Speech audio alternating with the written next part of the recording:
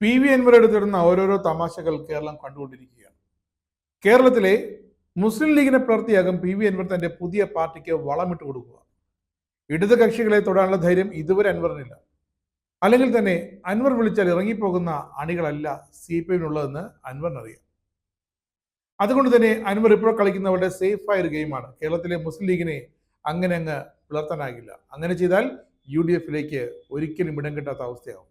അപ്പോൾ പിന്നെ കേരളത്തിൽ കിടന്ന് പയറ്റിയിട്ടും കാര്യമില്ല എന്ന് അൻവറിനറിയാം. അപ്പോൾ ഒരു വളഞ്ഞ വഴി എടുക്കുക. അത് മാത്രമാണ് ഇപ്പോൾ അൻവറിന് മുന്നിലുള്ളത്.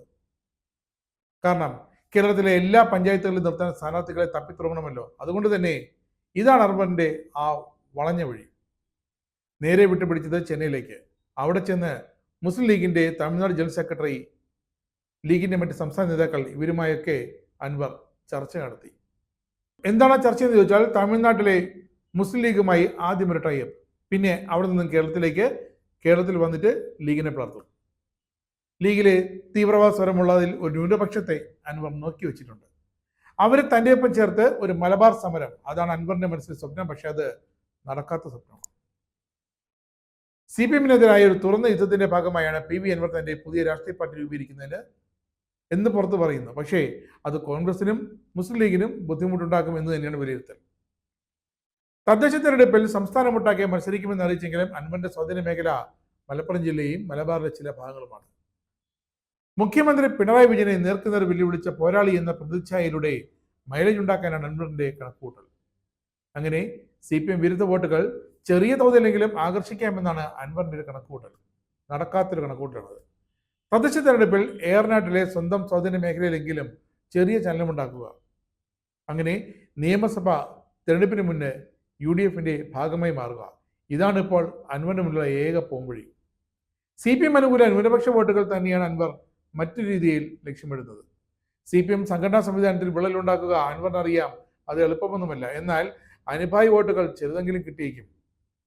അതാണ് അൻവറിന്റെ കണക്കൂട്ടൽ. പക്ഷെ അതിലും അൻവറിന് കണക്കുകൾ പിഴയ്ക്കും. മലപ്പുറത്തെ ലീഗ് അണികൾക്കിടയിൽ അൻവറിനെതിരായ കടുത്ത വികാരമുണ്ട് അന്നും ഇന്നും. അതുകൊണ്ട് തന്നെ ലീഗിൽ നിന്നും വലിയ തോതിൽ പ്രവർത്തകരെ ആകർഷിക്കാനും പറ്റില്ല. മലപ്പുറത്തെ കോൺഗ്രസുകാരും അൻവറിനോട് ഇഴഞ്ഞു തന്നെ നിൽക്കുകയാണ്. സംസ്ഥാന സർക്കാരിനെതിരെ മുസ്ലിം ലീഗ് നടത്തുന്ന സമരങ്ങൾക്ക് തീവ്രത പോരുന്ന നിലപാട് പല വേദികളിലും പറഞ്ഞിട്ടുണ്ട് മുസ്ലിം ലീഗിലെ ചെറിയൊരു വിഭാഗം. ഈ വിഭാഗത്തെ ആകർഷിച്ച് കൂടെ നിർത്തുക എന്ന ലക്ഷ്യത്തോടെയാണ് ഒരു ഒത്തുതീർപ്പ് രാഷ്ട്രീയം അൻവർ ഇടയ്ക്കിടയ്ക്ക് കൊണ്ടുവരുന്നത്. കോൺഗ്രസിലും പിന്നീട് DAC-യിൽ പോയപ്പോഴൊക്കെ സജീവമായിരുന്ന കാലത്തെ ബന്ധങ്ങൾ അൻവർ ഇപ്പോഴും ചിലതൊക്കെ പുതുക്കുന്നുണ്ട്. കോൺഗ്രസിൽ നിന്ന് ചില പ്രാദേശിക നേതാക്കൾ അൻവറിനൊപ്പം ചേരുമെന്നാണ് ഇപ്പോഴത്തെ സൂചന. കാരണം കോൺഗ്രസിൽ അർഹിക്കുന്ന പദവിയോ സ്ഥാനമാനങ്ങളോ ഇതുവരെ ലഭിക്കാത്ത ഒരു വിഭാഗത്തെ അൻവർ നോക്കി വെച്ചിട്ടുണ്ട്. അവർ കൃത്യമായി അൻവറിന്റെ പുതിയ രാഷ്ട്രീയ പാർട്ടിക്കൊപ്പം ഭാഗ്യം പരീക്ഷിക്കും എന്നാണ് സൂചന.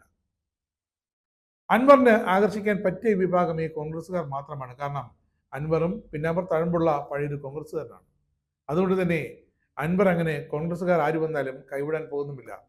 ചുരുക്കം പറഞ്ഞാൽ ലീഗിനെ പിളർത്തി UDF-ലെ മികച്ചൊരു കക്ഷിയാകുക അൻവറിന്റെ സ്വപ്നങ്ങൾ അതൊക്കെ.